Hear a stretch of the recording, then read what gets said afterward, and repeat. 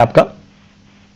Sir, good morning. Sir, I have Bombay Dyeing at 3,000 shares at the rate 179.90. तो सबसे पहले तो दिशा आपको बधाई हो, क्योंकि बहुत ही शानदार स्तरों पे आपने स्टॉक में एंट्री की है। अब हमें ये बताइए कि आप और कितना रुक सकती हैं, या आपका सीधा स्पेसिफिक सवाल इस पे क्या होगा? सर 1 ईयर और वेट कर सकते हैं। ठीक है, तो 1 साल के नजरिए से अविनाश जी अच्छे लेवल पे बॉम्बे डाइंग में इन्होंने एंट्री की है। 179 की बाइंग है। अच्छे खासे क्वांटिटी में भी इन्होंने स्टॉक को खरीदा है और उसकी वजह से इन्हें अच्छा खासा मुनाफा होता हुआ आज हम स्टॉक पे देख रहे हैं कि लगभग 2% का दबाव नजर आ रहा है। 1 साल के नजरिए से बॉम्बे डाइंग कहां तक जा सकता है?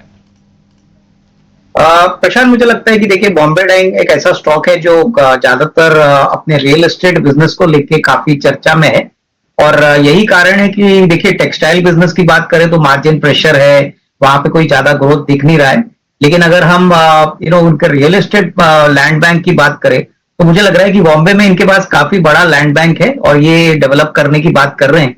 तो आने वाले साल 1.5 साल में अगर ये फ्रक्टिफाई होता है और होपफुली जल्दी से इसके रिजल्ट्स आपको नंबर्स में दिखते हैं तो डेफिनेटली इसमें अच्छी रेटिंग देखने को मिलेगी।